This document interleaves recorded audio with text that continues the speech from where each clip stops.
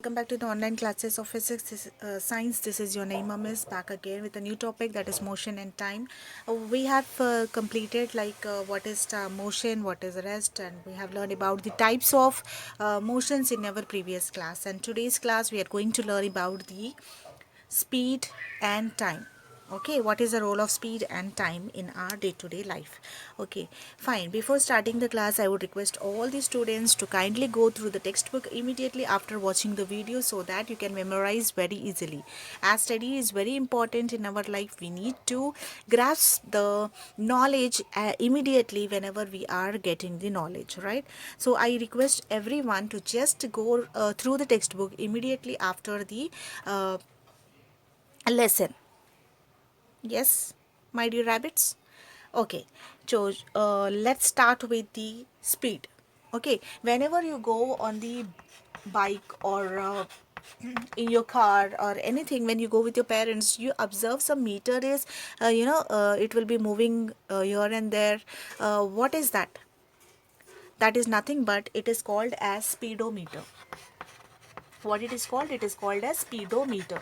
So speedometer shows the speed, how much speed your vehicle is traveling. We have some speed limits, or else the traffic police will come and catch you and give you some fine. Yes, you have to pay the challan then. So that is nothing but we have some speed to see, we have some speed so that the car or the vehicle can move on the road. If you cross that speed limit, then definitely the policeman will come and take you to the uh, take you into the custody, right? So what is that? Car limit, we have bike limit, we have different limits, so we have to just go with the limit. That is nothing but the speed. Okay, when you are when any object in the world around us is moving, it will be compared that it is moving fast or it is moving slow, right? So that is moving fast or moving slow is nothing but that is your speed at what you are moving. Suppose you are moving slowly. Okay, that means if you are moving slowly, that means your speed is less. Yes, if you are moving fast, that means your speed is more, right? So anything around us which is moving is nothing but the speed, right? So usually the odometer in a vehicle shows the distance. You can this is nothing but your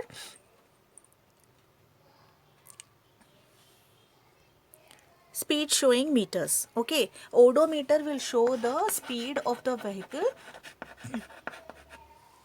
that is traveled in kilometers. Okay, that is traveled, the distance shows the distance traveled in kilometer, and speedometer shows the journey. Speedometer shows the journey in kilometers. Okay, kilometers per hour. Okay, see, when you are traveling, it will show, the odometer will show you the how much kilometer you are traveling, and speedometer will show you in 1 hour how much kilometer you have traveled. Okay. So in a day-to-day life, we observe that all the things in the world are not having same speed, right? So how we must calculate that speed? So what the scientists did to calculate these different objects' speed, they have invented a formula. How do we calculate that speed? We consider that speed is nothing but average speed. Okay, so now this average speed, how we are calculating this average speed? So this average speed is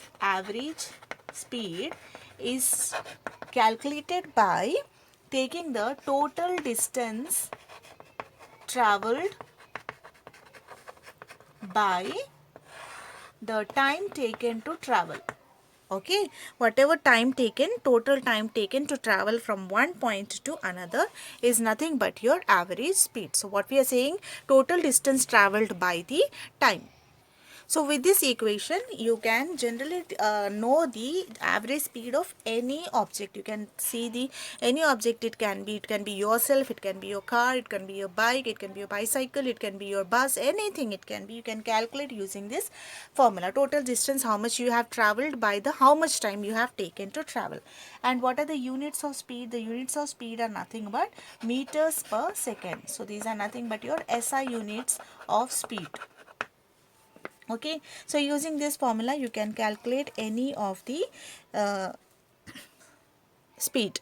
So let us solve one problem using this formula. We will see that the speed of a bus is 72 kilometers, okay, per hour, 72 kilometers per hour, whereas the speed of a car